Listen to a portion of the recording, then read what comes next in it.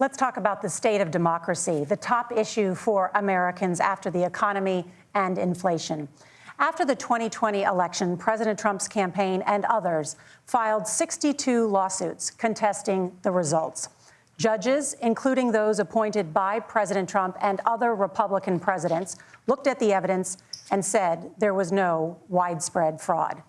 The governors of every state in the nation, Republicans and Democrats, certified the 2020 election results and sent a legal slate of electors to Congress for January 6th. Senator Vance, you have said you would not have certified the last presidential election and would have asked the states to submit alternative electors. That has been called unconstitutional and illegal. Would you again seek to challenge this year's election results, even if every governor certifies the results? I'll give you 2 minutes. Well, Norah, first of all, I think that we're focused on the future. We need to figure out how to solve the inflation crisis caused by Kamala Harris's policies, make housing affordable, make groceries affordable, and that's what we're focused on. But I want to answer your question because you did ask it.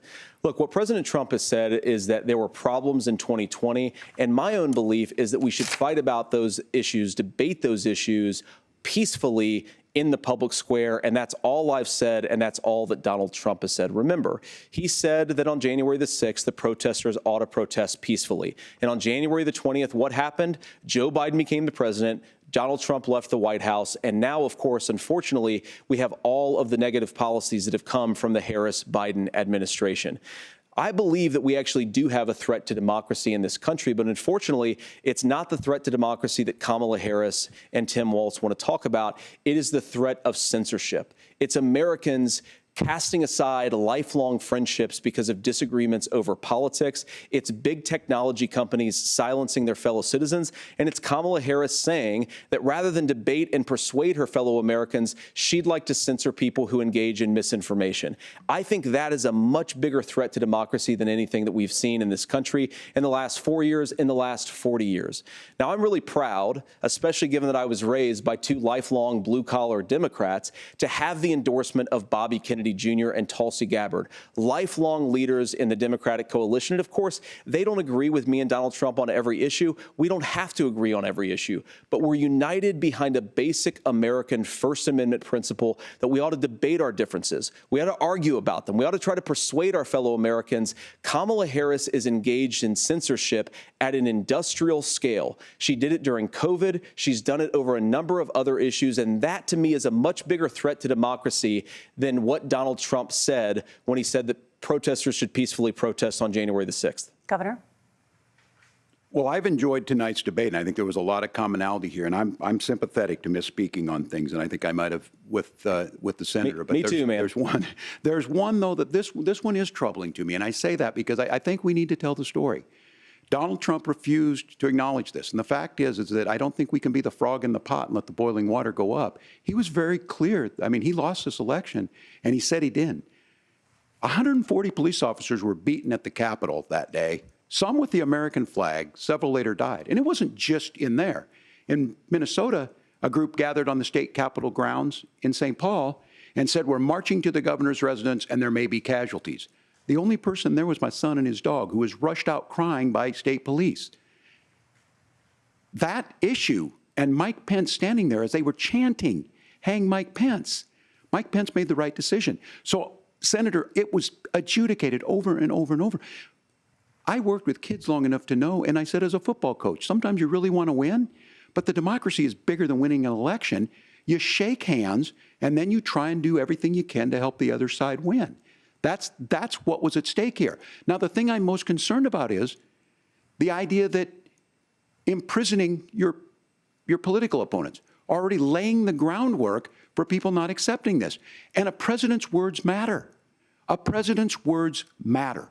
People hear that. So I think this issue of settling our differences at the ballot box, shaking hands when we lose, being honest about it, but to deny what happened on January 6th, the first time in American history that a president or anyone tried to overturn a fair election and the peaceful transfer of power. And here we are 4 years later in the same boat. I will tell you this, that when this is over, we need to shake hands this election and the winner needs to be the winner. This has got to stop. It's tearing our country apart. Margaret? Senator Vance, did you want to respond to that? Yeah, well, look, Tim, first of all, it's really rich for Democratic leaders to say that Donald Trump is a unique threat to democracy when he peacefully gave over power on January the 20th, as we have done for 250 years in this country. We are going to shake hands after this debate and after this election. And of course, I hope that we win, and I think we're going to win. But if Tim Walz is the next vice president, he'll have my prayers, he'll have my best wishes, and he'll have my help whenever he wants it. But we have to remember that for years in this country, Democrats protested the results of elections. Hillary Clinton in 2016 said that Donald Trump had the election stolen by Vladimir Putin because the Russians bought like $500,000 worth of Facebook ads. This has been going on for a long time. And if we want to say that we need to respect the results of the election, I'm on board. But if we want to say, as Tim Walz is saying, that this is just a problem that Republicans have had, I don't buy that.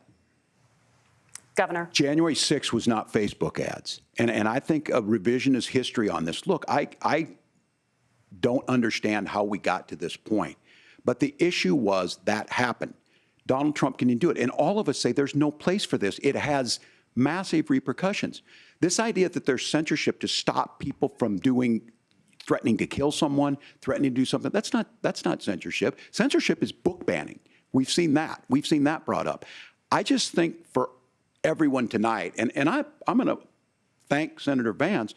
I think this is the conversation they want to hear.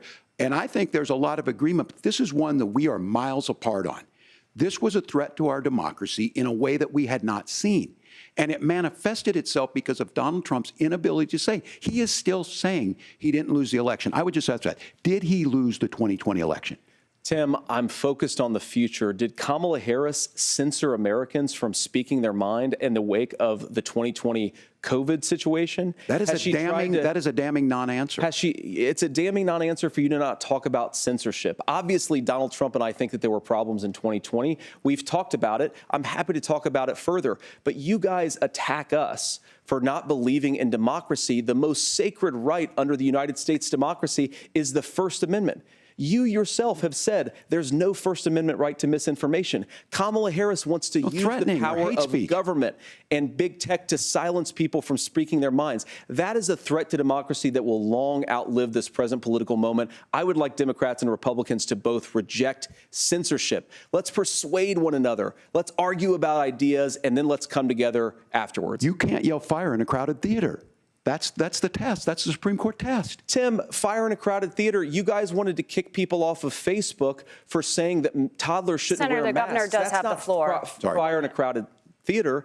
That is criticizing the policies of the government, which is the right of every American. Senator, the governor does have the floor for 1 minute to respond to you. Yeah.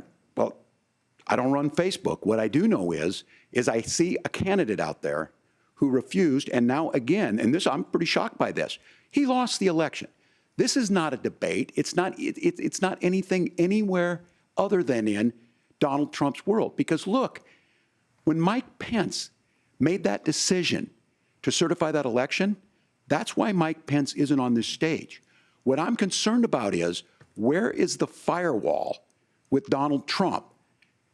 Where is the firewall if he knows he could do anything, including taking an election, and his vice president's not going to stand to it? That's what we're asking you, America. Will you stand up? Will you keep your oath of office, even if the president doesn't? And I think Kamala Harris would agree. She wouldn't have picked me if she didn't think I would do that, because of course that's what we would do. So, America, I think you've got a really clear choice on this election of who's going to honor that democracy and who's going to honor Donald Trump. Governor, your time is up.